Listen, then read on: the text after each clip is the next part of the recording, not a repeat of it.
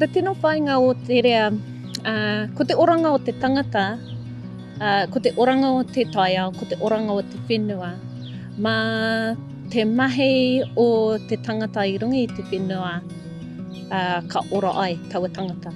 Koira te tino whāinga mō tēnei kaupapa ko te rea. We are looking to connect with our people, connect with our marae, connect with our whenua, and that's what our kaupapa is all about, connecting with our taiao, learning about our trees, learning about our birds, fencing off our waterways. So the Jobs for Nature funding provided us with an extra 18 kaimahi.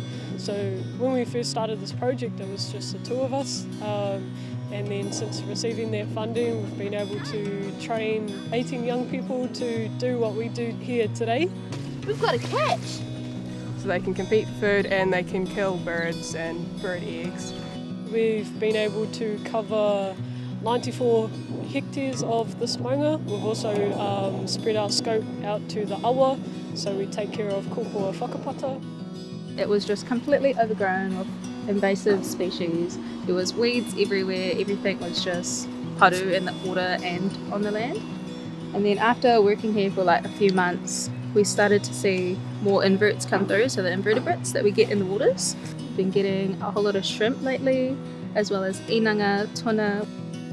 Our environment is just as important as our rangatahi, so they need the nurturing, the same support system that we provide our native trees. As they get older, it's the same with our rangatahi. They need that pou, they need that mulch, they need that stake in the ground so that they can continue to grow.